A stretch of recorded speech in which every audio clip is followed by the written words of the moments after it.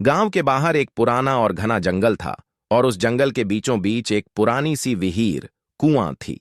गांव वाले कहते थे कि वह कुआं बहुत ही डरावना था और उस पर रात के समय कोई भी नहीं जाता था। एक अजीब सी खौफनाक शांति छाई रहती थी उस कुएं के पास।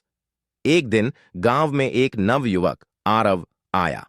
वह शहर से था और गांव के कुछ पुराने खजाने की तलाश में था। गांव वालों ने उसे वह कुआं दिखाने की चेतावनी दी, लेकिन आरव को इन सब बातों पर यकीन नहीं था। वह समझता था कि यह सब सिर्फ गांव वालों की अफवाहें हैं।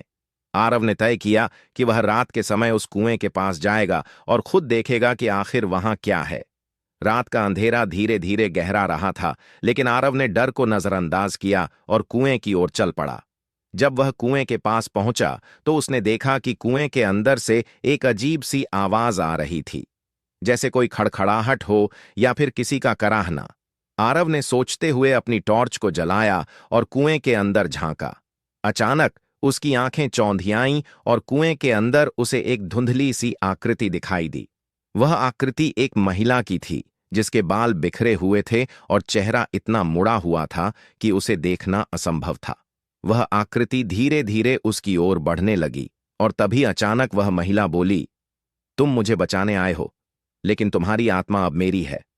आरव डर से कांपने लगा और उसने पीछे मुड़कर भागने की कोशिश की, लेकिन जैसे ही वह मुड़ा, एक अदृश्य शक्ति ने उसे जकड़ लिया। उसकी आंखों के सामने वह महिला की आकृति आई और धीरे धीरे उसके शरीर को जकड़ लिया। उसकी सांसें तेज हो गईं और उसे लगा जैसे उसकी आत्मा कहीं खो रही हो। अगली सुबह गांव वाले कुएं के पास आए और देखा कि आरव का शव कुएं के किनारे पड़ा हुआ था। उसका चेहरा डर से विकृत था, जैसे वह आखिरी समय में किसी अदृश्य ताकत से जूझ रहा था। उस दिन के बाद से कोई भी उस कुएं के पास नहीं जाता, लेकिन कुछ लोग कहते हैं कि रात के समय अगर कोई अकेला उस कुएं के पास जाता है तो उस महिला की अजीब सी आवाज सुनाई देती है, जो किसी और को अपनी आत्मा में समेटने का इंतजार करती है। और आज भी उस कुएं के पास एक डरावनी खामोशी छाई रहती है, जैसे वह कभी नहीं थमा।